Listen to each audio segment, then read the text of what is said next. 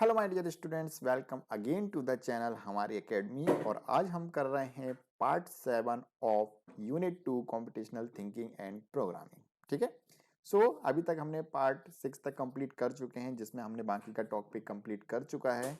सो आज हम करेंगे पार्ट 7, जिसमें आज हम जो टॉपिक कवर करने वाले हैं वो है हमारे फ्लो ऑफ कंट्रोल। ठीक है, हम आज पढ़ेंगे कि फ्लो ऑफ कंट्रोल होता क्या है, जिसका आज हम पढ़ेंगे इंट्रोडक्शन, यूज ऑफ आइडेंटिटेशन पढ़ेंगे कि आइडेंटिटेशन आखिर होता क्या है, कैसे यूज करते हैं, सीक्वेंशियल फ्लो किसको कहते हैं, कंडीशनल फ्लो किसको कहते हैं, और इटरेटिव फ्लो कंट्रोल किसे कहते हैं। ये सारी चीज हम कवर करेंगे, साथ में उनके एग्जांपल्स देखेंगे और साथ में हम करेंगे उसका थोड़ा सा प्रैक्टिकल, ताकि हमको एक ओवरव्यू हो जाए कि आखिर ये कंडीशनल, इटरेटिव और सीक्वेंशियल फ्लो कंट्रोल आखिर होते कैसे। ठीक है, हम इसका ओवरव्यू पढ़ेंगे आज थोड़े से एग्जाम्पल लेके, क्योंकि जो हमारा डीप वाला टॉपिक है, हम एक एक जो हमारे लूप्स रहेंगे, जैसे सपोज करो कि सीक्वेंशियल वाला तो हम अभी तक पढ़ते आ रहे हैं, कंडीशनल वाले में हमारे पास लूप्स रहेंगे, इफ एल्स कंडीशन रहेंगी, तो वो बहुत ज़्यादा क्या होगा, हमारा लेंदी पार्ट हो जाएगा। तो हम उसके लिए अलग से वीडियोस बनाएंगे, फॉर लूप के अलग से वीडियो बनाएंगे, वाइल लूप के अलग से वीडियो बनाएंगे। ठीक है, इटरेटिव कंट्रोल्स के लिए हम अलग से वीडियो बनाएंगे। तो ये अपने आप में एक टॉपिक्स हैं, तो हम इसके लिए एक अलग से सेपरेट वीडियो बनाएंगे। सो फिलहाल हम जो हमारे टॉपिक्स हैं उनको देखेंगे, उनके एक एक एग्जाम्पल देखेंगे और उन एग्जाम्पल्स को हम प्रैक्टिकली करके भी देखेंगे, ताकि हमको एकदम पता चल जाए कि किस तरीके से होता है ये सारी चीज़ें, कैसे उनको लिखा जाता है, क्या उनका सिंटैक्स होता है। ठीक है, तो चलिए शुरू करते हैं। सबसे पहले हम जान लेते हैं कि आखिर फ्लो ऑफ कंट्रोल होता क्या है। ठीक है, the order of execution of statement in a program is known as flow of control. ठीक है, जब हम कोई भी कोड लिखते हैं तो हम उसमें कुछ लाइनें लिखते हैं। ठीक है, 3-4 लाइन, जितनी भी हम लाइन लिखते हैं, जो आपने अभी तक किया ही होगा। तो हमें मालूम है कि जब हम पाइथन का कोड एग्जीक्यूट करते हैं तो क्या होता है, वो लाइन बाय लाइन एग्जीक्यूट होता है। ठीक है, जो पाइथन का इंटरप्रेटर होता है, हमें मालूम है कि कैसा एग्जीक्यूट होता है, लाइन बाय लाइन। पहले एक लाइन एग्जीक्यूट होती है, फिर दूसरी लाइन, फिर तीसरी लाइन। और ये कैसी होती है, सीक्वेंस में होती है, पहली लाइन होती है, फिर दूसरी, तीसरी, चौथी।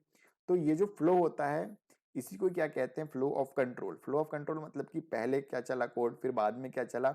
सो जो हमारी प्रोग्राम एग्जीक्यूशन का जो फ्लो होता है, पहले कौन सी लाइन चली, बाद में कौन सी लाइन चली, उसे ही हम क्या कहते हैं, फ्लो ऑफ कंट्रोल। ठीक है, और the flow of control can be implement using the control structure. और इसी फ्लो ऑफ कंट्रोल को इम्प्लीमेंट करने के लिए हम कुछ कंट्रोल स्ट्रक्चर का यूज करते हैं। ठीक है, अभी हम आगे देखेंगे कि कंट्रोल स्ट्रक्चर्स होते क्या हैं।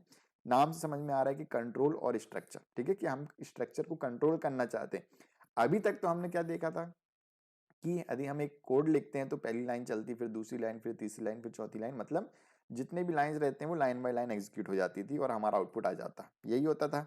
लेकिन सपोज करो कि हम चाहते हैं कि पहली लाइन चले, उसके बाद सीधे तीसरी लाइन चले, या हम हमारे हिसाब से कौन सा कोड चलना चाहिए वो चलाएं। तो उस चीज को कंट्रोल करने के लिए हमारे पास क्या है, कुछ कंट्रोल स्ट्रक्चर्स हैं, जिसमें हम दो टाइप के पढ़ेंगे, जिसमें हम एक पढ़ेंगे सिलेक्शन और एक पढ़ेंगे रिपीटेशन। ठीक है, ये दो तरीके के हमारे पास फ्लो ऑफ कंट्रोल स्ट्रक्चर्स होते हैं। ठीक है, जो हमारा फ्लो है उसको कंट्रोल करने के लिए कुछ स्ट्रक्चर्स बनाए गए हैं, जिसमें हम दो पढ़ेंगे, सिलेक्शन एंड रिपीटेशन। इसको हम अभी डीप में पढ़ने वाले हैं कि आखिर सिलेक्शन क्या होता है और रिपीटेशन क्या होता है। ठीक है, तो आगे बढ़ते हैं। तो फ्लो ऑफ कंट्रोल समझ में आ गया कि हमारा कोड किस तरीके से एग्जीक्यूट होगा, कौन सी लाइन पहले चलेगी, कौन सी बाद में चलेगी, वो पूरा फ्लो क्या कहलाता है, वो ऑर्डर ऑफ एग्जीक्यूशन क्या कहलाता है, फ्लो ऑफ कंट्रोल। ठीक है, आगे बढ़ते हैं।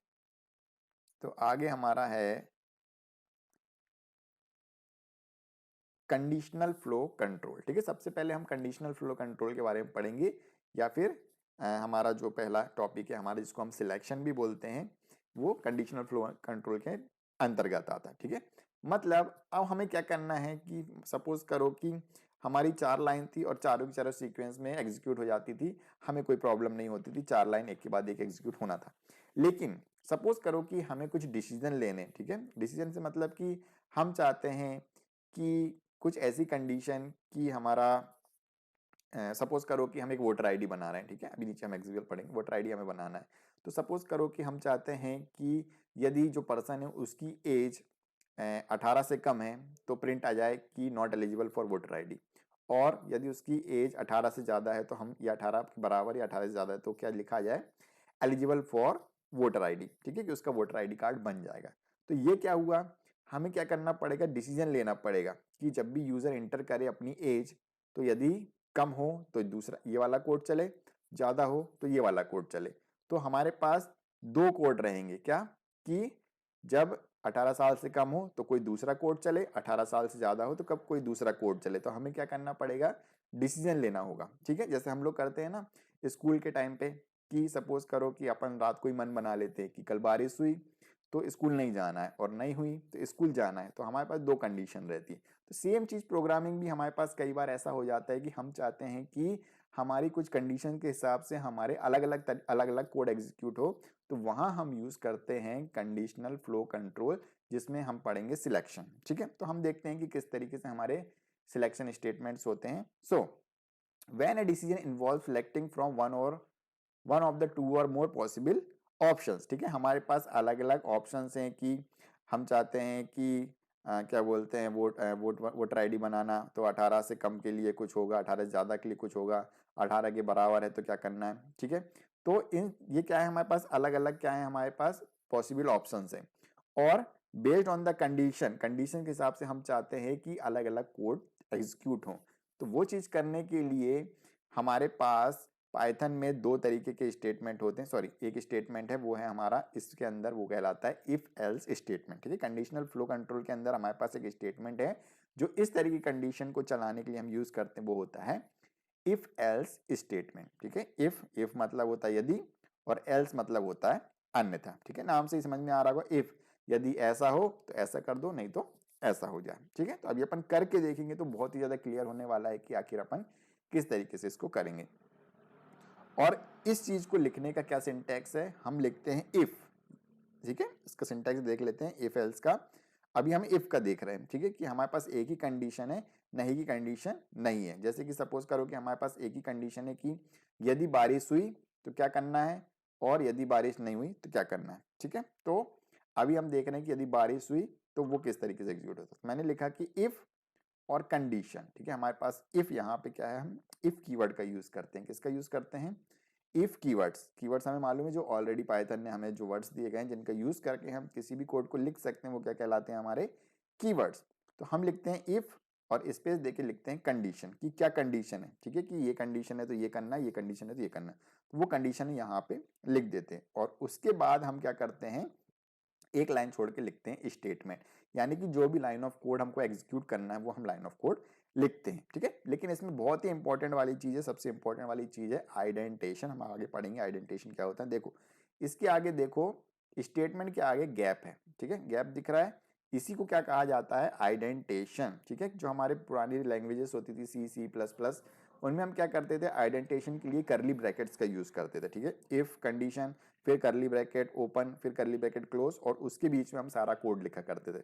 लेकिन पाइथन में हमारे ब्रैकेट्स नहीं होते हैं, तो हम कैसे बताते हैं कि ये पर्टिकुलर कोड हमारा इस कंडीशन के अंदर लिखा हुआ है या इफ स्टेटमेंट के अंदर लिखा हुआ है। तो हम क्या करते हैं, जो भी स्टेटमेंट है उसके आगे क्या कर देते हैं, एक टैब मार देते हैं। टैब मतलब कि स्पेस। ठीक है, जो हमारी पर्टिकुलर स्पेस है वो हम उसके आगे टैब मार देते हैं। तो वो क्या कहलाता है, वो जो सारे स्टेटमेंट्स हम टैब मार के लिखते हैं वो हमारे इफ कंडीशन के अंदर लिखा जाते हैं। ठीक है, अभी हम करके देखेंगे बिल्कुल इसको, सो कॉल्ड अभी आप देखते रहो जैसा आपको दिख रहा है। ठीक है, तो ये रहा हमारा सिंटैक्स, इफ लिखेंगे, कंडीशन लिखेंगे और स्टेटमेंट लिखेंगे।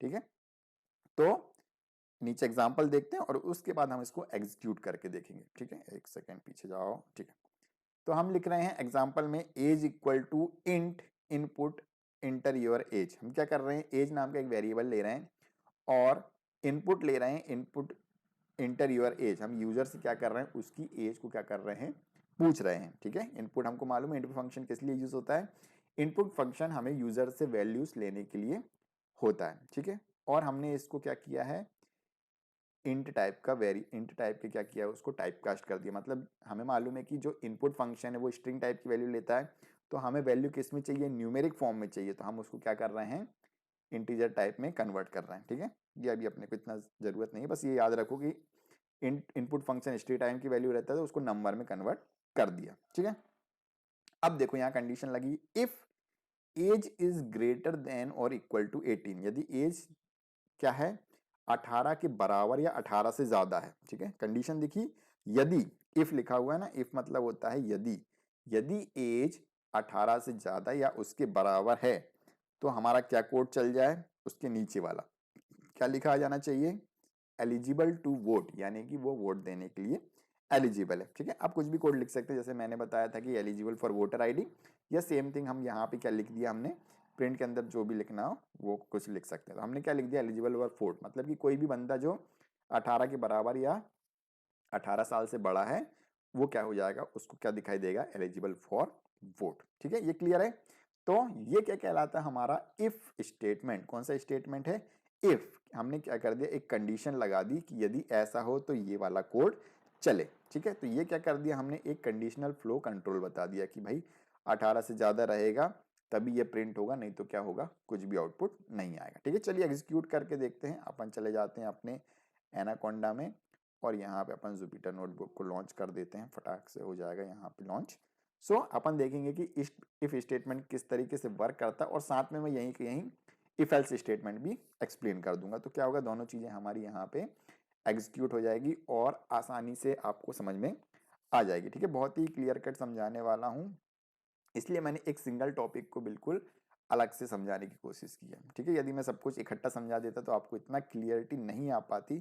तो मैं जाता हूँ एक पाइथन फाइल लेता हूं और अपन यहाँ पे यूज करते हैं इफ। तो मैं सबसे पहले लिखूंगा इफ। ठीक है, ये कैप्स लॉक ऑन था, मैं लिखा इफ। ठीक है, स्मॉल में मैं लिखता हूँ इफ, और हमें लिखना है कंडीशन। ठीक है, तो अपन सबसे पहले यहाँ पे ले लेते हैं एक वेरिएबल। ठीक है, अपन प्रोग्राम बना रहे हैं, मैंने लिखा एज इक्वल टू। ठीक है, अपन एक एज ले लेते हैं, यूजर से क्या लिखेंगे, इनपुट। यस, अपन इनपुट इनपुट नहीं ले रहे, अपन लिख देते हैं एज इक्वल टू 23, कि मैंने बोल दिया कि एज नाम की वेरिएबल में कितनी वैल्यू हो गई हमारी, 23। ठीक है, हमारी ये जो 23 है वो किस में आ गया, हमारा एज नाम के वेरिएबल में आ गया। अब मैं लगा रहा हूं कंडीशन इफ। मैंने लिखा कि यदि एज ग्रेटर देन और इक्वल टू क्या है, 18 है, यदि एज क्या रहे, ग्रेटर देन और इक्वल टू 18 है, तो क्या हो जाए, प्रिंट। ठीक है, अब प्रिंट लिखना कहाँ से, यहां से नहीं, मैं क्या दबाऊंगा, कीबोर्ड से टैब। ये क्या कहलाता है, हमारा आइडेंटिफिकेशन। ठीक है, ये बताता है कि हम जो चीज अब लिखने वाले हैं वो हमारे इफ वाला जो लूप है उसके अंदर, सॉरी इफ कंडीशन है उसके अंदर लिखाएगा।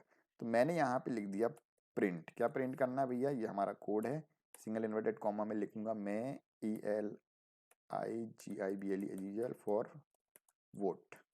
ठीक है, एलिजिबल फॉर वोट, यानी कि ये बंदा वोट देने के लिए एलिजिबल होगा। ठीक है, चलिए इसको एग्जीक्यूट करके देखते हैं। रन करता हूं तो क्या दिखाई दे रहा है, इनवैलिड सिंटैक्स। क्यों बोल रहा है इनवैलिड सिंटैक्स, क्योंकि जब अपन ने सिंटैक्स देखा था तो यहाँ पे इफ कंडीशन के बाद क्या देखा था हमने, यहाँ पे लगा था कॉलन। तो अपन को ये दवबंदी लगाना होगा, नहीं तो इस तरीके की आपको एरर आएगी। फिर से रन करता हूँ, क्या लिखा है हमारे पास, एलिजिबल फॉर वोट। ठीक है, तो सिंटैक्स बिल्कुल ध्यान से देख लीजिए, क्योंकि ये जो आईडीई पे लिखा हुआ कोड है वो एग्जीक्यूटेड कोड है, बिल्कुल चल गया है, मतलब कि बुक में भी मिसप्रिंट हो सकता है, लेकिन जो यहाँ पे लिखा है अपन ने कोड वैसा के वैसा आपको लिखना है। तो चाहो तो आप इसका प्रिंट स्क्रीन भी ले सकते हो। ठीक है, तो क्या किया हमने, एक एज नाम का वेरिएबल लिखा जिसमें 23 है। ठीक है, चाहते तो हम यूजर से भी इनपुट ले लेते, जैसा कि मैंने आपको पीछे कोड में बताया था, हम एक इनपुट फंक्शन लेते और फिर उसको इंट में कन्वर्ट करते और फिर एज में आ जाती वो वैल्यू। ठीक है, वैसा भी कर सकते थे, बट हमने हार्ड कोड कर दिया, डायरेक्ट 23 लिख दिया, यानी कि एज नाम के वेरिएबल में क्या है, 23 है। अब हम कंडीशन लगा रहे हैं कि यदि वैल्यू 18 से ज्यादा है तो क्या करना है, और 18 से कम है तो कुछ नहीं करना। ठीक है, इस केस में ये चीज हमेशा याद रखो कि यदि कंडीशन ट्रू हो जाती है तो इफ में लिखा हुआ कोड चल जाता है, और कंडीशन यदि फॉल्स हो जाती है तो कुछ नहीं होता है, क्योंकि फॉल्स का हमने कोई कोड लिखा ही नहीं है। तो यहाँ पे क्या कंडीशन ट्रू हो गई है, हाँ, क्योंकि 23 18 से बड़ा है, यानी कि ये चेक होगा, जो एज है, एज में कितना लिखा हुआ है 23, ये चेक होगा क्या 23 18 से बड़ा या बराबर है, हाँ है। तो यानी कि जो इफ के साथ लिखी हुई कंडीशन है वो क्या हो गई है, ट्रू। ये कंडीशन क्या हो गई, यदि मैं यहाँ पे लिख देता हूँ हैश TRUE ट्रू। ठीक है, यानी कि ये क्या हो गई है, कंडीशन ट्रू हो गई है। ठीक है, तो यदि ये कंडीशन ट्रू हो गई है तो इसका मतलब क्या होगा, इफ के साथ में लिखा हुआ कोड, यानी कि इफ के ब्लॉक में लिखा हुआ कोड एग्जीक्यूट हो जाएगा, तो जो कि हो गया है। तो यदि मैं इसको रन करता हूं तो ये चल गया। ठीक है, अब अपन क्या करते हैं, कंडीशन फॉल्स कर देते हैं। अब मैं बोल देता हूं कि ये जो एज है वो कितनी है, बंदे की 17 है, यानी कि अब ये 18 साल से कम हो गया। ठीक है, अब मैं इसको एग्जीक्यूट करूंगा, देखो क्या होता है। क्या है हमारे पास आउटपुट, कुछ भी नहीं आया। क्यों नहीं आया, क्योंकि कंडीशन ट्रू होने पे क्या आना, कंडीशन ट्रू होती तो क्या होता, इस ब्लॉक के अंदर घुसता ये और क्या प्रिंट होता, एलिजिबल फॉर वोट। लेकिन क्योंकि कंडीशन फॉल्स हो गई है तो क्या हुआ, ये इस ब्लॉक के अंदर घुसा ही नहीं। ठीक है, ट्रू होगी तो ही इसके अंदर लिखा हुआ कोड चलेगा, नहीं तो क्या होगा, उसके नेक्स्ट स्टेटमेंट में जाएगा और नेक्स्ट स्टेटमेंट कुछ लिखा ही नहीं है, इसलिए यहाँ पे कुछ भी नहीं दिख रहा है। अब इस केस में क्या हो गई, हमारी कंडीशन फॉल्स। क्यों हो गई, क्यों हो गई भैया फॉल्स, क्योंकि 17 क्या 18 से बड़ा या बराबर है, नहीं 17 18 से छोटा है, और फॉल्स हो गई तो वो इफ के अंदर गया ही नहीं, यानी कि जो लाइन लिखी थी अपनी एलिजिबल फॉर वोट वाली वो चली ही नहीं, और चली नहीं इसका मतलब कि कुछ आउटपुट आना ही नहीं।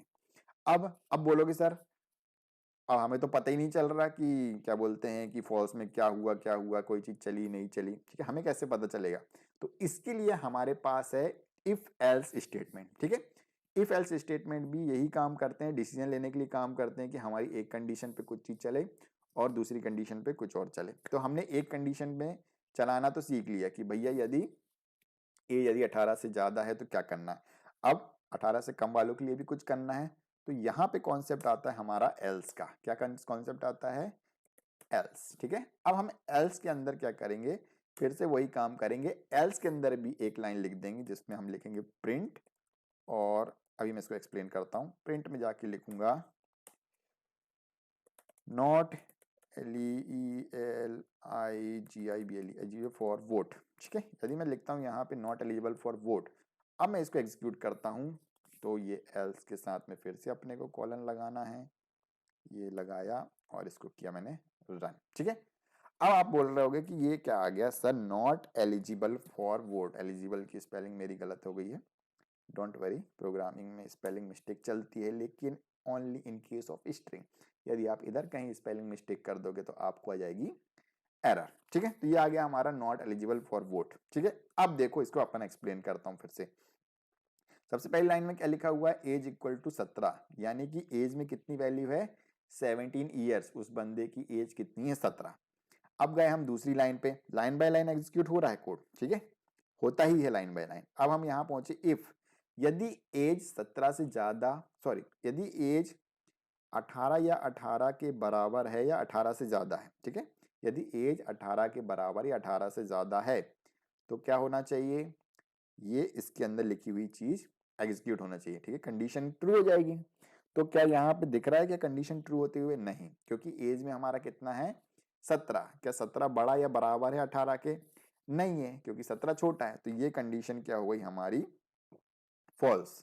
ठीक है, ये कंडीशन क्या हो गई हमारी फॉल्स। और इफ की कंडीशन यदि फॉल्स होती है तो वो हमारा जो जाता है हमारा स्टेटमेंट, वो किस पे जाता है, एल्स पे। कहा जाता है, एल्स पे, और एल्स हमारा एग्जीक्यूट हो जाता है। ठीक है, इन हिंदी अच्छे से एक्सप्लेन करता हूं कि यदि इफ की कंडीशन ट्रू होती है तो इफ में लिखा हुआ कोड चलता है, और यदि इफ में लिखी हुई कंडीशन फॉल्स हो जाती है तो एल्स में लिखा कोड चलता है। ठीक है, इफ की कंडीशन ट्रू तो इफ का कोड चलेगा, और इफ की कंडीशन फॉल्स तो एल्स वाला कोड चलेगा। तो यहां देखा कि 17 18 से बराबर ही, अब छोटा नहीं है, बड़ा नहीं है, तो क्या चल गया हमारा, नॉट एलिजिबल फॉर वोट। और इसी को मैं 17 को यदि कर देता हूं 27, कि वो बंदा बोल रहा है कि मैं 27 साल का हूं, तो जैसे ही इफ के अंदर चेक होगा क्या 27 18 से बड़ा या बराबर है, हाँ, ठीक है, और कंडीशन लगती है इक्वल, ग्रेटर देन और इक्वल टू, तो बड़ा तो है, तो 27 18 से बड़ा, यानी कि कंडीशन हो गई ट्रू। और यदि हम इसको एग्जीक्यूट करेंगे तो क्या होगा, एलिजिबल फॉर वोट। ठीक है, तो ये क्लियर हो गया है।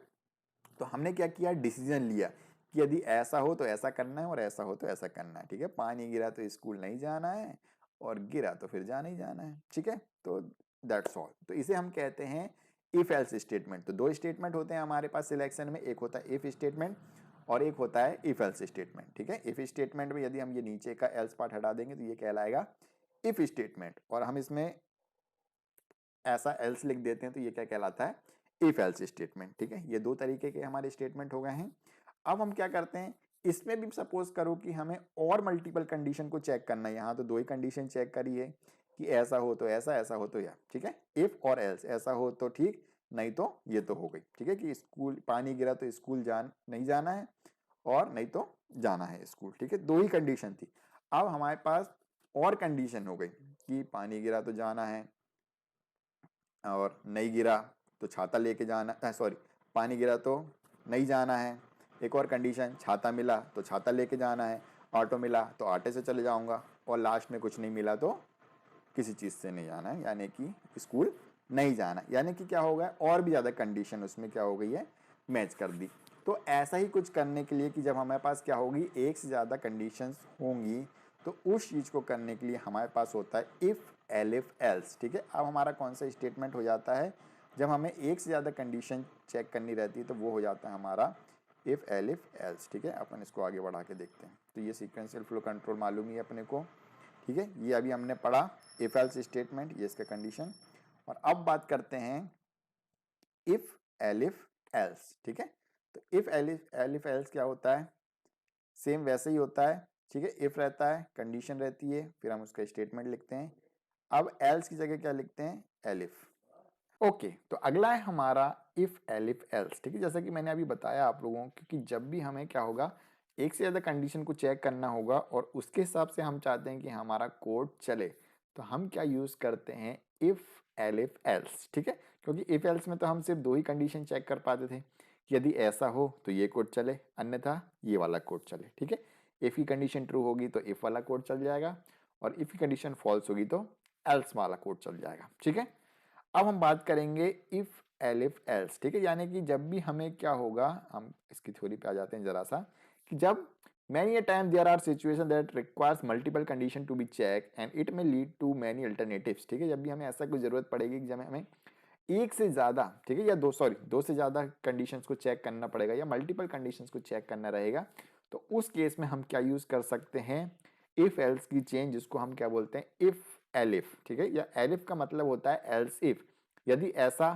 तो ऐसा, यदि ऐसा नहीं तो ऐसा, ऐसा नहीं तो ऐसा। ठीक है, तो हम उनको क्या करते हैं, सीक्वेंस में लिख देते हैं और मल्टीपल कंडीशन को चेक कर पाएंगे। ठीक है, तो एक कंडीशन चेक कराना हो तो हम डायरेक्टली इफ लिख देते हैं, 2 कंडीशन चेक कराना हो तो हम इफ लिख देते हैं और एल्स लिख लेते हैं, और इस केस में भी यदि हमें मल्टीपल चेक कराना हो तो उस केस में हम क्या करते हैं, इफ एलिफ एल्स का यूज करते हैं। चलिए एग्जाम्पल देखेंगे, एग्जाम्पल से बहुत ज़्यादा क्लियरिटी आती है। तो हम सबसे पहले क्या करते हैं, सेम एग्जाम्पल ले लेते हैं। ठीक है, कि किसी ने बोला कि एज मेरी कितनी है, 27 है। ठीक है, तो अपन एक काम करते हैं, ये वाला नहीं लेते हैं, थोड़ा चेंज कर देते हैं इसको, कि इफ एज, एक नंबर ले लेते हैं। ठीक है, ऐसा लिख लेते हैं, एक नम। ठीक है, नम इक्वल टू हम लिख लेते हैं 2। ठीक है, हमने क्या लिखा, नम में एक वैल्यू ले ली 2। ठीक है, एक सिंपल सा प्रोग्राम बना रहे ताकि बस आपको क्लियरिटी हो जाए। बाकी यदि मैं यहीं पे एक हार्ड वाला प्रोग्राम बना दूं कि ऐसा वैसा इवन ऑड, तो आपको समझ में आने वाला नहीं है। ठीक है, तो इसलिए अपन एक बेसिक सा प्रोग्राम बनाएंगे और फिर एडवांस की तरफ जाएंगे। ठीक है, जो हमारा बेस रहेगा, यदि वो क्लियर है तो आप कोई भी प्रोग्राम बना दोगे आंख बंद करके। तो यदि मैंने लिया है एक नम, यानी कि एक नंबर लिया है जिसमें नम नाम का एक वेरिएबल ये है जिसमें क्या आ गया है 2। अब मैं कंडीशन लगाता हूं कि यदि नम इक्वल टू, ठीक है, इक्वल टू है। ठीक है, अपन चेक करा रहे हैं इसलिए इक्वल टू 2 इक्वल टू लिखेंगे। यदि हमें असाइन करना होता है तो 1 इक्वल टू लिखते। तो मैंने लिखा यदि नम इक्वल टू 1 है, यदि नम में कितनी वैल्यू है 1, तो क्या लिखा जाए हमारे पास, क्या लिखा जाए 1, क्या प्रिंट हो जाए 1। अब एक और कंडीशन चेक करानी है कि एल्स और इफ, एल्स मतलब यदि, ठीक है, अन्यथा, और यदि, अन्यथा यदि, फिर से एक कंडीशन लिखना है कि यदि नम इक्वल टू 2 है तो क्या प्रिंट हो जाए हमारा, हम बोल रहे हैं 2 प्रिंट हो जाए। ठीक है, फिर से और कंडीशन कि भैया 1 2 की जगह कुछ और भी हो, तो फिर हमने बोल दिया एल्स इफ, और यदि क्या हो जाए, नम इक्वल टू 3 दिख जाए, तो अब वहां पे क्या प्रिंट कर देना भैया, PRINT प्रिंट, यहाँ पे कर देना तुम 3। ठीक है, और अभी तो और बचे अपने पास मल्टीपल कंडीशन, मतलब मल्टीपल कंडीशन भैया अनगिनत जितनी चाहे लगा दो। फिर से लिखा मैंने एल्स, और फिर से लिखा if, else if num equal to बोल दिया अपन ने 4। तो इस केस में क्या प्रिंट हो जाए, टैब दबा रहे हैं अपन, PRINT प्रिंट, और इसमें मैं लिख देता हूं 4। ठीक है, ठीक है, तो इस तरीके का कुछ कंडीशन है। और लास्ट में भैया कि इनमें से कुछ भी नहीं है, तो मैंने क्या बताया, इफ एलिफ एल्स, ये है हमारा कोड। तो यदि कुछ भी नहीं, इनमें से कोई भी कंडीशन मैच नहीं होती, इफ वाली कंडीशन मैच नहीं होती है, फिर अन्यथा यदि ऐसा हो जाए तो वो वाली मैच नहीं होती, अन्यथा यदि ऐसा हो जाए तो वो वाली मैच नहीं होती।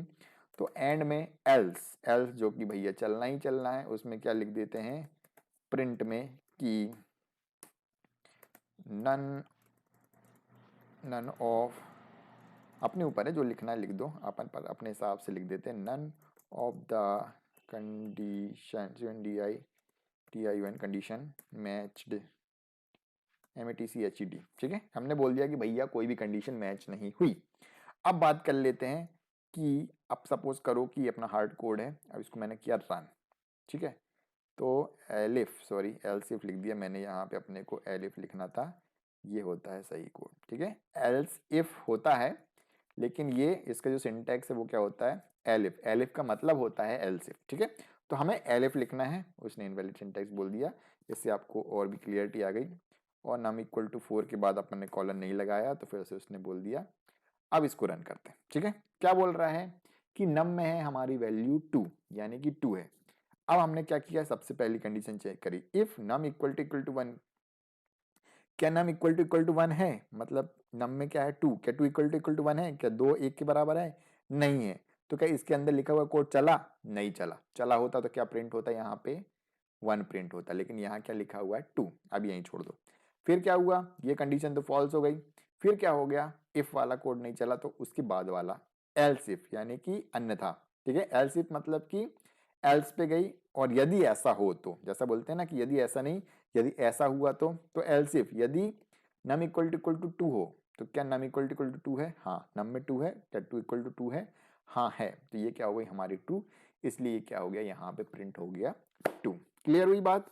और इसके बाद कोई भी कंडीशन मैच नहीं हुई तो हमारे एग्जीक्यूट हो गई नहीं, ठीक है। यदि कंडीशन हमारी ट्रू हो जाती है तो वो वाला कोड चल जाता है, और बाकी सारी चीजों को हम क्या कर देते हैं, स्किप कर देते हैं, ठीक है। जहां कंडीशन ट्रू वो वाला कोड चल जाएगा और बाकी पे हमें जाना नहीं। अब बात करते हैं, सपोज करो यहाँ 4 होता तो अपने को मालूम है कि फर्स्ट वाली कंडीशन भी नहीं चलेगी, सेकंड भी नहीं चलेगी, थर्ड भी नहीं चलेगी, क्या चलेगी 4 वाली। तो यहाँ क्या लिखा जाएगा 4, ठीक है, क्योंकि फर्स्ट कंडीशन भी फॉल्स, सेकंड भी फॉल्स, थर्ड भी फॉल्स, और क्या ट्रू हो गई ये वाली condition elif num equal to 4। तो ऊपर की सब फॉल्स थी तो उनके अंदर घुसा ही नहीं हमारा जो एग्जीक्यूशन था, ठीक है, वो कोड एग्जीक्यूट ही नहीं हुआ, ठीक है, उस स्टेटमेंट के अंदर ही नहीं गए। लेकिन यदि हमने यहाँ पे गए तो ये हमारा ट्रू हो गया, और मैंने बोला कि जो भी हमारा क्या बोलते हैं एलिफ कीवर्ड है उसके साथ लिखी हुई कंडीशन यदि ट्रू हो जाती है, या कोई भी कंडीशन है वो ट्रू हो जाती है, तो उसके साथ वाला कोड चल जाता है।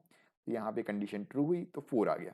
अब बात कर लेते हैं भैया 45 लिख दिया मैंने, ठीक है। अब क्या इनमें से कोई भी कंडीशन मैच होगी, नहीं, ना इफ होगा, ना एलिफ पहला वाला होगा, ना दूसरा वाला होगा, ना तीसरा वाला होगा, क्योंकि नम इक्वल टू 45 ना 1 के बराबर है, ना 2 के बराबर, ना 3 के बराबर, ना 4 के बराबर। तो इसको हम करते हैं रन, और यदि एक भी कंडीशन मैच नहीं होती तो एल्स, एल्स वाली कंडीशन चलना ही चलना है इफ के केस में भी, क्योंकि सारी कंडीशन फॉल्स हो गई तो हमारा कौन सा कोड चलेगा, एल्स वाला कोड चलेगा, ठीक है। तो एल्स हमेशा चलता ही चलता है, ठीक है।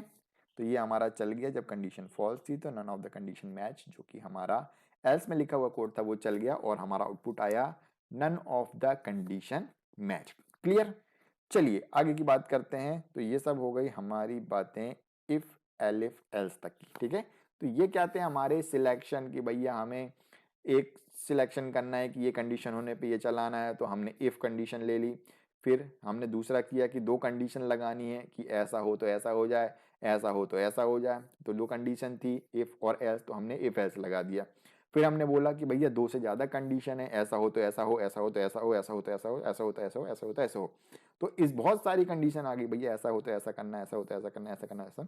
तो हमने उस चीज को करने के लिए भी हमारे पास एक और कंट्रोल स्टेटमेंट था जिसको हमने बोला नाम इफ एलिफ एल्स, ठीक है, जो मल्टीपल कंडीशन को चेक करता है, और यदि कंडीशन ट्रू हो जाती है तो उनके कोड चल जाते हैं, और यदि एक भी कंडीशन क्या होती है मैच नहीं होती तो एल्स वाला कोड चलता ही चलता है, जैसा कि अभी हमने देखा।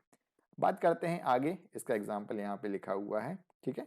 ये इफ एलिफ एल्स का चाहो तो आप ये वाला प्रोग्राम भी देख सकते हैं। If number is greater then 0 तो हमको क्या लिखा जाता है पॉजिटिव, और यदि नंबर लेस देन 0 हो तो क्या हो जाए नेगेटिव, एल्स नंबर इज 0, ठीक है। इस केस में एल्स क्या हो जाएगा नंबर 0, ठीक है। चलो इसको एक्सप्लेन नहीं करता हूँ, ये आपको दिख रहा है अलग ही कि हमने तीन कंडीशन चेक करा ली, ठीक है। दो तक के लिए हम इफ एल्स का यूज करते हैं, दो से ज्यादा के लिए हम एलिफ का यूज कर सकते हैं। ठीक है, चलिए आगे बढ़ते हैं। यूज ऑफ आइडेंटिशन, कि आखिर आइडेंटिशन होता क्या है। मैंने आपको ऑलरेडी अभी बताया था कि क्या होता था कि प्रोग्रामिंग लैंग्वेज जो होती थी पहले की, जो हमारी सी होती थी, सी प्लस प्लस होती थी, और भी जो हमारी PHP है, ये सब चीज़ क्या करते थे, ये जो ब्लॉक्स हैं इफ एल्स वाले जो हम अभी लिख रहे हैं, उनमें हम लोग उन लोग क्या करते थे, यहाँ पे मैं बताता हूँ आपको कोडिंग में जाके। कहाँ आ गया अपना कोड, ये रहा। ठीक है, तो उन लोग जैसे कि ये इफ है, तो इफ के बाद ये कॉलन है ना, तो यहाँ पे उन लोग क्या लगा देते थे, इस तरीके करली ब्रैकेट लगाते थे और ये इंटर मारते थे, और ये जो प्रिंट लिखा हुआ है ना, इसको कंट्रोल एक्स करके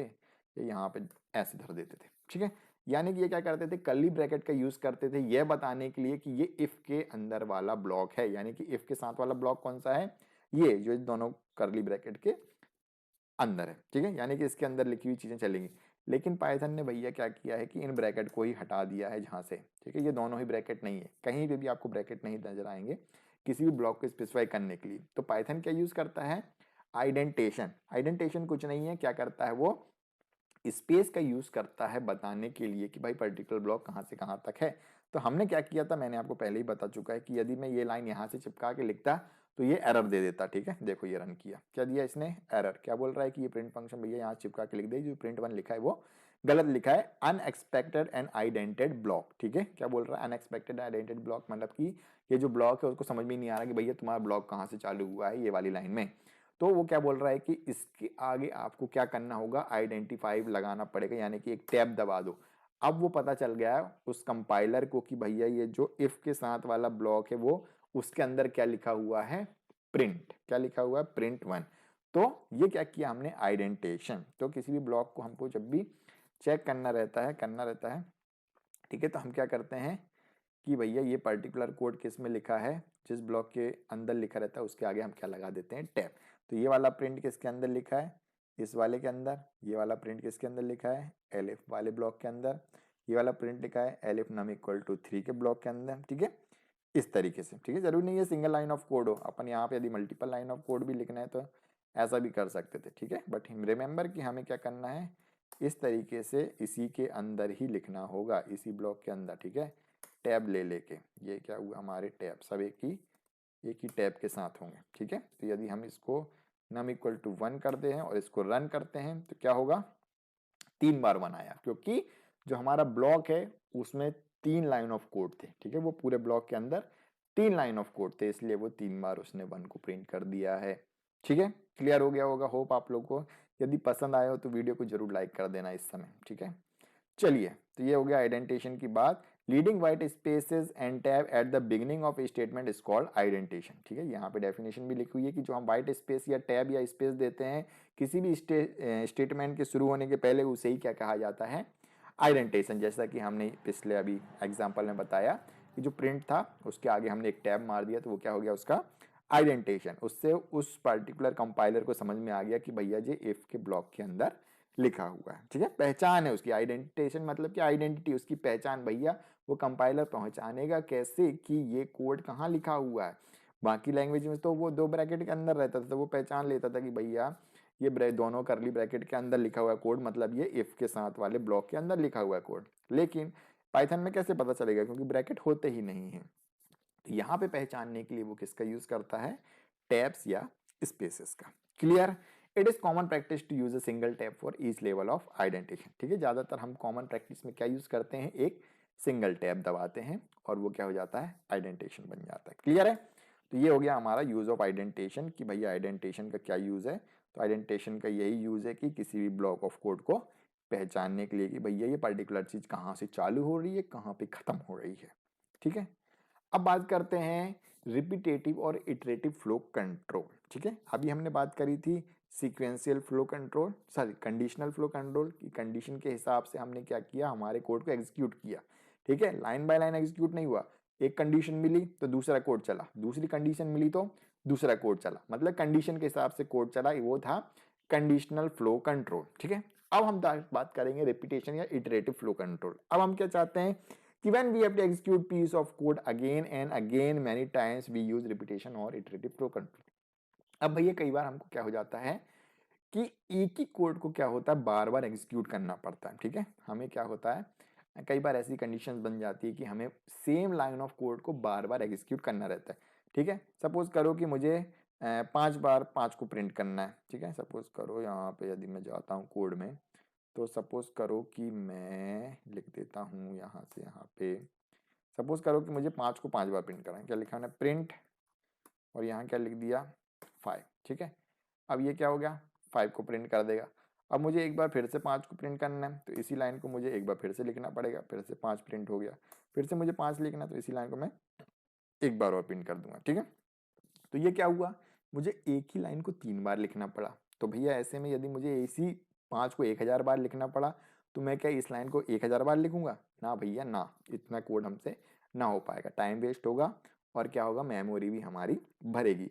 तो इसी चीज को आसान करने के लिए पाइथन में या और भी सारे लैंग्वेज में होते हैं हमारे पास रिपीटेशन या फिर इटरेटिव फ्लो कंट्रोल स्टेटमेंट्स। ठीक है, जिनमें हम पढ़ने वाले हैं फॉर और वाइल लूप्स। ठीक है, जो हम दो लूपिंग कंस्ट्रक्शन, लूप मतलब मालूम ही है ना, जो लूपिंग कंस्ट्रेंट बोलते हैं, या हम इनको लूप स्टेटमेंट्स भी बोल सकते हैं।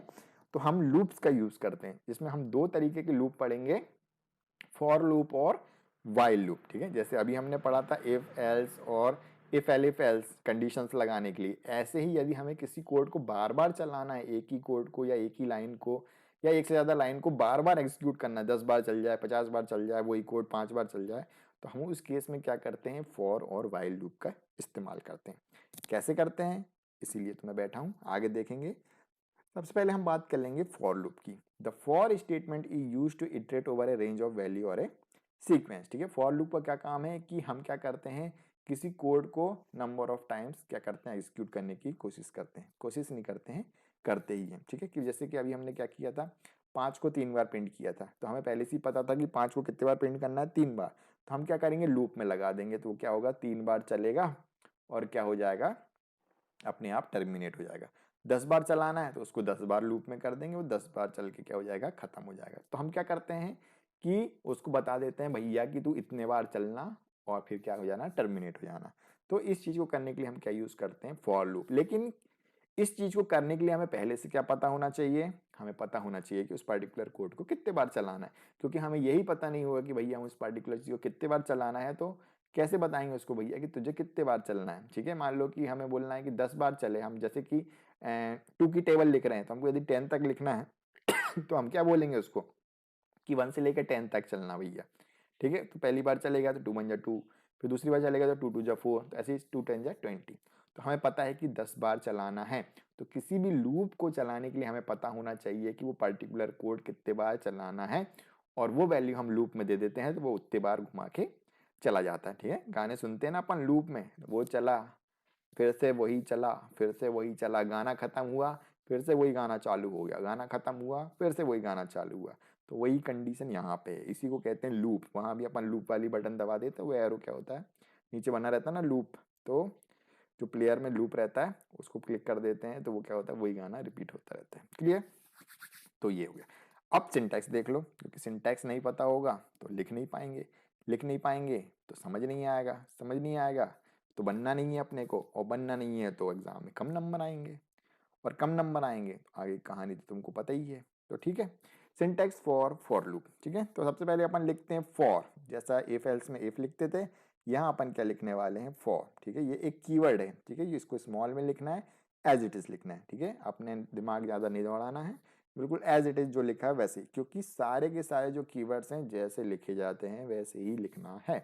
फिर इसके बाद कंट्रोल वेरिएबल। ठीक है, जो वेरिएबल है उस वेरिएबल का नाम लिखना है, कंट्रोल वेरिएबल। ठीक है, आगे हम देखेंगे कैसे लिखते हैं। फिर इन सीक्वेंस और आइटम इन रेंज। ठीक है, कि जो क्या कर रहे हैं हम, सीक्वेंस या आइटम इन रेंज है वो लेंगे, मतलब कि जो वैल्यूज हैं जितने बार चलाना है वो हम वहां पे देंगे कि कितने बार उसको एग्जीक्यूट करना है वो।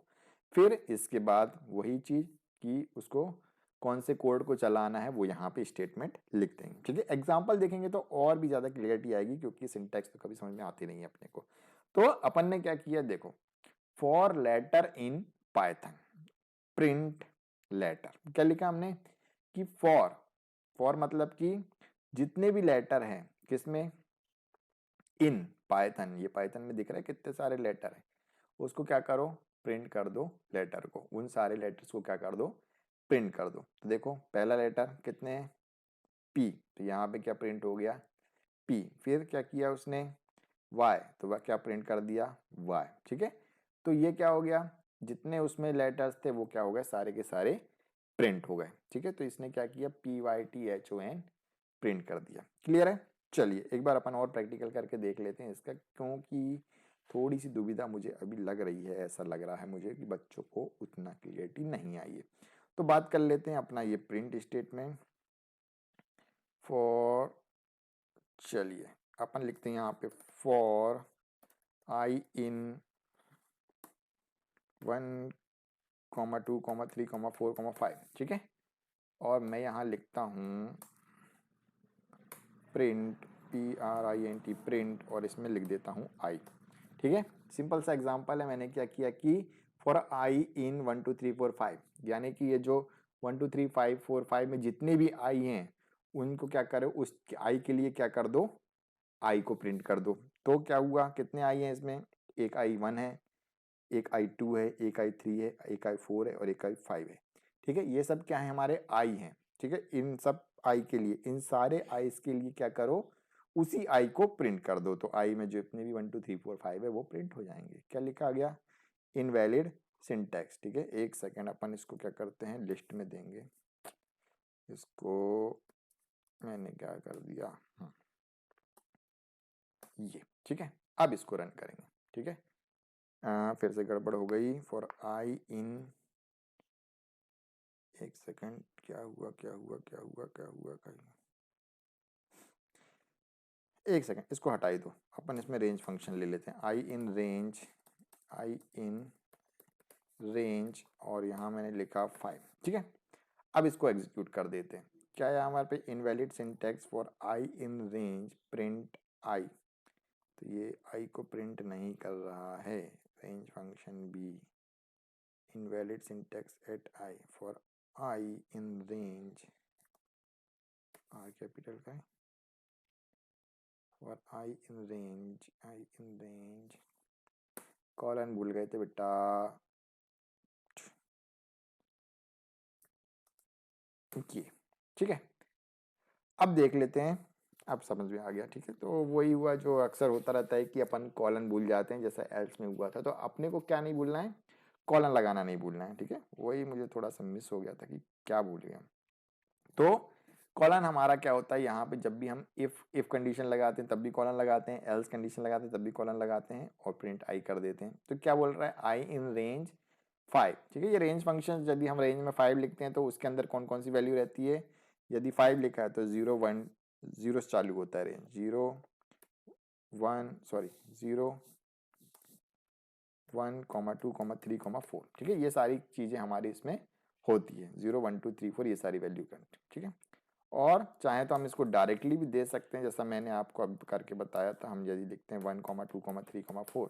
ठीक है, तो मैं ये रेंज फंक्शन ना यूज करते हुए मैं बता देता हूँ कि for i in 1 2 3 4 print I, ये जितने भी 1 2 3 4 है इन सारी वैल्यूज के लिए क्या प्रिंट हो जाए, आई। तो मैं इसको क्या कर देता हूँ, रन। तो क्या प्रिंट हो गए, सारे आई। ठीक है, अब देखो इसका यूज क्या है। सपोज करो कि मैं यहाँ पे प्रिंट करना चाहता हूँ, ये कितनी है, 4 वैल्यूज हैं। ठीक है, कि कितनी बार चलेगा, 4 बार चला। तो मैं यहाँ पे प्रिंट में चाहूँ तो मैंने आपको बोला था कि सपोज करो कि मैं चाहता हूँ हेलो 5 बार लिखा जाए। ठीक है, तो मैं इसको रन करता हूँ तो क्या होगा, हेलो 1 2 3 4, कितने बार आ गया हमारे पास, 4 बार। इसको मुझे 5 बार प्रिंट करना है तो मैं क्या लिख दूंगा यहाँ पे 5। तो यही कोड कितने बार चल गया, 5 बार। यानी कि हुआ क्या, ये जो सेकंड नंबर पे जो लाइन लिखी है वो कितने बार चल रही है, 1 बार चली, 2 बार चली, 3 बार चली, 4 बार चली, 5 बार चली।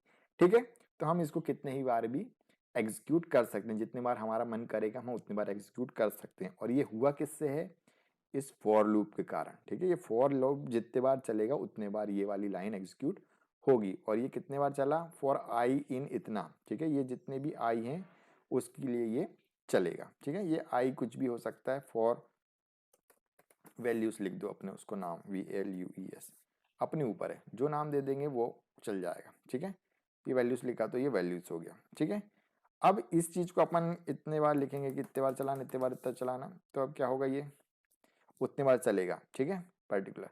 तो हमारे पास एक सिंपल सा फंक्शन था जिसको हम बोलते थे, जो मैंने अभी लिखा था, रेंज, ठीक है, सॉरी स्मॉल लेटर में रेंज। यदि मैं रेंज में यदि मैं लिख देता हूँ 10, ठीक है, तो ये क्या हो जाएगा, उतने ही बार चलेगा, ठीक है, 0 से 9 बार चलेगा, 1 2 3 4 5 6 7 8 9 एंड 10, ठीक है। तो रेंज में 10 लिखेंगे तो 10 बार चलता है वो कोड। यदि रेंज में हम 15 लिखेंगे तो वही कोड 15 बार चल जाता है। तो उसी चीज़ को हमें एग्जीक्यूट करने के लिए हमें कितने बार चलाना उस कोड को, उसके लिए हम क्या कर सकते हैं, इस रेंज फंक्शन का यूज़ करते हैं, ठीक है, क्योंकि हमें पर्टिकुलर वैल्यूज़ देने की वजह हम रेंज फंक्शन यूज़ कर सकते हैं, वो भी वही काम करता है और हमारा काम आसानी से हो सकता है। और चाहे तो हम यहाँ पे लिस्ट भी दे सकते हैं, जैसा मैं आपको करके दिखा रहा था, ठीक है। तो ये रन किया तो इस केस में भी सेम रिजल्ट आने वाला है कि लिस्ट में जितनी वैल्यूज़ हैं उतनी ही वैल्यू बार क्या हो जाए, वो हमारा प्रिंट वाला कोड चल जाए। तो ये है हमारा फॉर लूप, ठीक है। होप आपको समझ में आ गया होगा कि यहाँ हम चाहें तो लिस्ट दे सकते हैं या ट्यूपल्स दे सकते हैं, या यहाँ पे रेंज फंक्शन का यूज़ करके भी हम उस पर्टिकुलर कोड को जितने बार हम चाहें उतने बार एग्जीक्यूट कर सकते हैं। यानी कि वो कोड बार बार एग्जीक्यूट हो रहा है, बार बार एग्जीक्यूट होता है, जितने बार हम चाहें उतने बार, ठीक है। तो ये क्या होता है, फॉर लूप, ठीक है। तो किसी कोड को बार बार चलाना है तो हम क्या यूज़ करते हैं, फॉर लूप, इसका आउटपुट है, ठीक है। इसके बाद हम क्या बात करते हैं, वाइल लूप, ठीक है। मैंने अभी आपको बताया फॉर लूप जो किसी कोड को बार बार चलाने के लिए काम आता है। ऐसे ही एक और लूप बनाया गया जिसे कहते हैं वाइल लूप। अब वाइल लूप को थोड़ा समझ लें फिर उसका एग्जांपल करेंगे। The while statement execute a block of code repeatedly as long as the control condition of the loop is true, ठीक है। हम क्या करते हैं, वाइल के साथ एक कंडीशन रहती है, वो यदि जब तक ट्रू रहती है, जब तक क्या होता है, वो कोड बार बार चलता रहता है, चलता रहता है, चलता रहता है, चलता रहता है, ठीक है। कंडीशन जब तक ट्रू, वाइल के साथ लिखी हुई कंडीशन जब तक ट्रू है, जब तक वो कोड, उसमें लिखा हुआ कोड एग्जीक्यूट होता रहेगा, होता रहेगा, मतलब कि वो कोड बार बार एग्जीक्यूट होता रहेगा। और जैसे ही कंडीशन फॉल्स होती है, वो कोड क्या हो जाता है, टर्मिनेट हो जाता है, यानी कि वो लूप से बाहर आ जाता है। क्लियर, ठीक है। सेम चीज जैसा अपने पास फॉर में भी हो रहा था कि फॉर में कितनी वैल्यूज थी, 4 वैल्यूज थी, 4 के बाद उसको 5वीं वैल्यू नहीं मिली तो क्या हो गया, एग्जिट हो गया, यानी कि उसने 4 बार हेलो प्रिंट कर दिया था, ठीक है। ऐसे ही यहाँ पे भी है वाइल, इसका सिंटैक्स देखो, वाइल के साथ क्या है, एक कंडीशन है, ठीक है। यदि वो कंडीशन ट्रू होती रहेगी तो क्या होगा, उसमें लिखा हुआ कोड चलता रहेगा, चलता रहेगा, और जैसे ही कंडीशन फॉल्स होगी वो क्या हो जाएगा, उस लूप से बाहर हो जाएगा, ठीक है। इसको हम करके देखेंगे, क्योंकि करेंगे नहीं जब तक उतनी क्लियरिटी आएगी नहीं, ठीक है। तो बात कर लेते हैं काउंट इक्वल टू 1। हमने क्या लिखा, काउंट इक्वल टू 1, काउंट में कितनी वैल्यू आ गई, 1, यानी कि काउंट नाम की वेरिएबल में अभी 1 है। अब while count is less than और इक्वल टू 5, हमने क्या बोला, वाइल, वाइल का हिंदी मीनिंग है जब तक, वाइल जब तक जो काउंट है वो 1 5 या 5 के बराबर या 5 से कम है, ठीक है। कैसा है, 5 के बराबर या 5 से कम रहता है, जब तक क्या होना चाहिए, तब तक प्रिंट काउंट, जो भी काउंट में वैल्यू है उसको प्रिंट करना है, ठीक है। तो काउंट इक्वल टू 1 है, ठीक है। चलो अपन कोड में ही जाते हैं, क्या लिखा अपन ने, यहाँ पे चले जाते हैं, अपन यहाँ पे कर रहे हैं वाइल लूप का इस्तेमाल। तो मैंने लिखा एक काउंट नाम का वेरिएबल लिखा, काउंट इक्वल टू मैंने क्या लिख दिया यहाँ पे 1, ठीक है। काउंट इक्वल टू, काउंट में क्या आ गया, 1 आ गया। अब मैं क्या लिखता हूँ, वाइल, वाइल के साथ क्या आनी चाहिए, WHILE, देख लो कलर चेंज हुआ कि नहीं, while count is great, sorry, while count is less than और इक्वल टू 5, ठीक है। जब भी काउंट क्या होगा, लेस देन और इक्वल टू 5 होगा, while count is less than, sorry count plus plus नहीं लगा रहे अपन, माइनस माइनस ले, ठीक है। दोनों कंडीशन लगा के बताऊंगा आपको। While count is greater than और इक्वल टू 5, ठीक है। 5 से बड़ा या 5 के बराबर हो जाएगा यदि काउंट, उस केस तक हमको क्या करना है, टैब मारेंगे, क्योंकि टैब मारने से क्या होगा, वाइल के अंदर आ जाएगा ये कोड। प्रिंट क्या कर दो, काउंट को ही प्रिंट कर दो, ठीक है।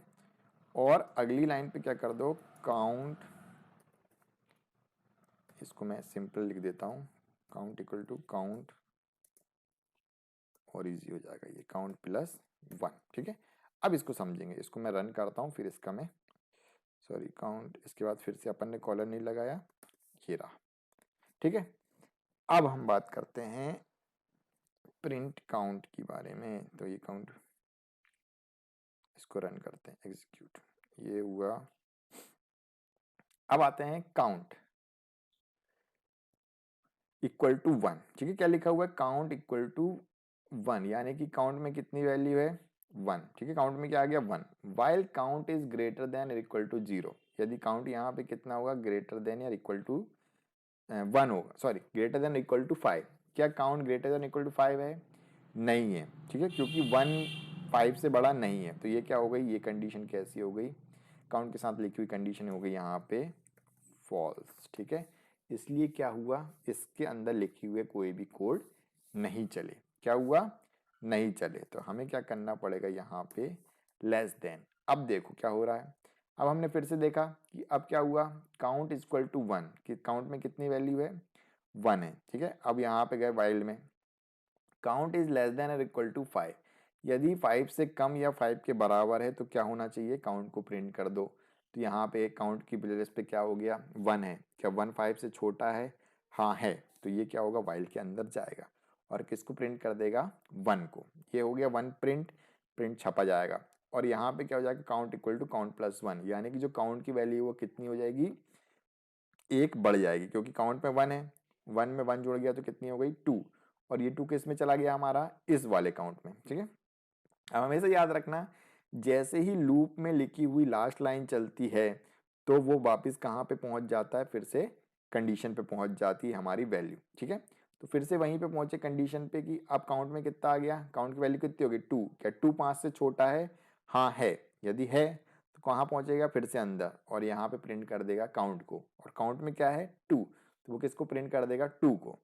फिर पहुंचे इस वाली लाइन में तो 2 + 1 कितना हो जाएगा 3, अब फिर से वहां पहुंचेगा कंडीशन पे तो 3, फिर से चेक करेगा 3 क्या 5 से छोटा है, हाँ है, फिर 3 को प्रिंट कर देगा, फिर अगली लाइन पे जाएगा 3 + 1 4, फिर से ऊपर वाली लाइन पे जाएगा 4, क्या 4 5 से छोटा है, हाँ है, फिर से अंदर जाएगा प्रिंट करेगा किसको 4 को, अगली लाइन पे जाएगा 4 + 1 कितना हो जाएगा 5, क्या 5 5 के बराबर या छोटा है, हाँ 5 के बराबर है, तो किसको प्रिंट कर देगा 5 को, 5 प्रिंट हुआ। अब पहुंचा अगली लाइन पे तो काउंट की वैल्यू कितनी हो गई 6, फिर से जाएगा काउंट पे, क्या 6 लेस देन या इक्वल टू 5 है, क्या 6 5 से छोटा या 5 के बराबर है, कंडीशन हो गई फॉल्स। तो जैसे ही फॉल्स हुई तो यहां से क्या हो जाएगा, इसके अंदर नहीं जाएगा, टर्मिनेट हो जाएगा। तो वैल्यू कहां से कहां तक आएगी 1 2 3 4 और 4, ठीक है, और 5, ठीक है, 5 के तक है। तो ये क्या हो गया हमारा 1 2 3 4 5, क्योंकि 4 के केस में क्या हो रहा, 5 के केस में क्या हो रहा था 5 5 के बराबर है, यहाँ है, और 5 प्रिंट हो गया। लेकिन जब जैसे ही वो 6 हुआ और वापस कंडीशन पे गया तो वहां टर्मिनेट हो गई 5। तो ये क्या हो गया हमारे पास 1 2 3 4 5 यहाँ पे हमारा प्रिंट हो गया, ठीक है। समझ में आया कैसे एग्जीक्यूट होगा, एक बार फिर से बता देता हूँ। काउंट में कितनी वैल्यू हमारी 1 है, काउंट में क्या है 1। अब यहाँ पे वाइल में जैसे ही कंडीशन चेक हुई, क्या 1 5 के बराबर या 5 से छोटा है, हाँ है, ठीक है, 1 यदि क्या है 5 से छोटा है, यानी कि ये कंडीशन कैसी हो गई हमारी, ट्रू हो गई। ये कंडीशन क्या हो गई, ट्रू। और मैंने बोला जब तक ट्रू रहेगी ये वाली कंडीशन, ये वाली कंडीशन जब तक ट्रू है वो कोड चलता रहेगा, ठीक है। तो कंडीशन ट्रू हो गई, यानी कि ये अंदर वाले इसमें गया और काउंट में 1 था तो क्या प्रिंट हो गया, यहाँ पे हमारा 1 प्रिंट हो गया, ठीक है। तो ये हमारा 1 इसका आ गया। फिर जब यहाँ पहुंचे तो 1 + 1 बराबर क्या हो गया, यहाँ पे 2 हो गया। क्या हो गई इसकी वैल्यू 1 + 1 बराबर 2, क्योंकि 1 में 1 प्लस हो गया और इस काउंट में क्या आ गया 2।